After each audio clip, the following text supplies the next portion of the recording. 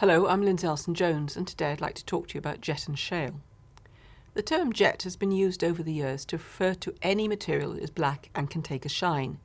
This has included true jet, shale and coals, both detrital and cannel. In outward appearance, these materials can look very similar, but in section under the microscope they are very different. This slide shows you a thin section photographed at high magnification of jet, and you can even still see the tree rings. This example, on the other hand, is taken at the same magnification of shale, and you can see here the air pockets.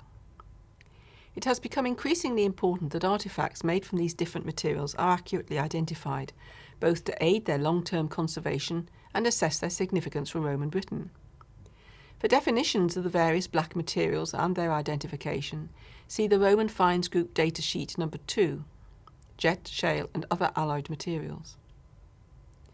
The Roman use of jet and shale is often referred to as being a 4th century phenomenon, but the evidence from York indicates that jet carving was already fully established there as early as the late 2nd century AD, using Britain's main source of jet at Whitby.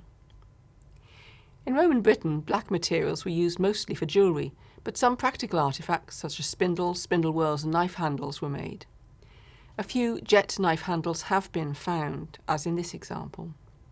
They can be one-piece plain and cable decorated tubes, as well as plain and elaborate two-piece forms.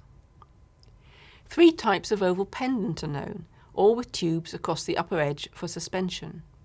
Carvings can show an image of Medusa, other mythological scenes, or portraits of an individual or a family group. At present, only about 24 such pendants survive in the Roman world, of which the majority have been found in Britain, yet they are all very different. An analysis of the 6 examples from York suggests that they could be carved from any material which was black. Beads can come from both necklaces and beaded armlets. Several complete necklaces have been found in graves, and these show the use of beads made from a single black material, a range of black materials, or a mixture of materials, using black as a contrasting colour.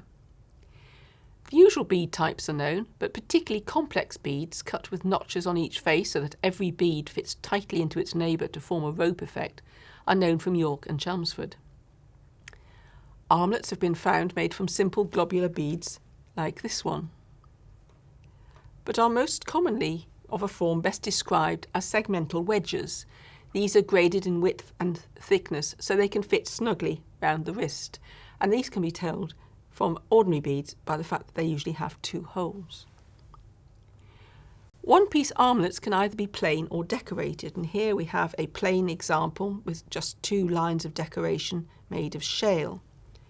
Now this one is completely undecorated and is made of jet. The decorated examples can be very, very beautiful, and this one from South Shields shows very complex and very precise decoration.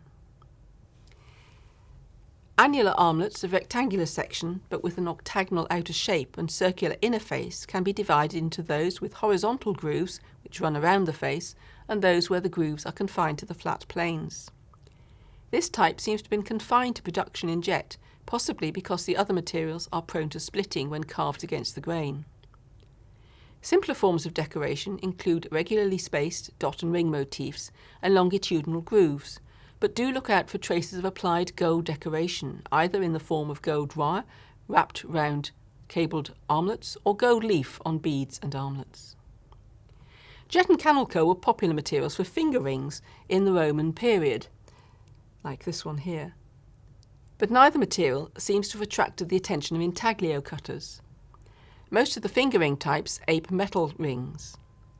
No earrings made from any of the black materials has been found so far, although some of the beads may have hung from metal earrings, and no fragments have been found to suggest that the materials were used as inlay for brooches, glass being preferred. Hairpins are more likely to have been made from jet than any of the other black materials. The commonest form has a faceted cube head, carved by simply cutting off the corners of the square block by which the shank was attached to the lathe or vise. Most of the other pin types can also be found in bone, such as the globular head. This one here, which is a plain globular head, and here we have one which has incised decoration. There was also the disc head, but the cantharus head seems to have been confined to jet and mostly restricted to York. This is a rare example from South Shields, and you'll notice that it has been cut back and cut back. They are so keen to keep the canthar's head that even when they've broken the pin, they've wanted to be able to go on using it. Spindles and spindle whorls are known from Britain, the former in jet, the latter in jet or shale.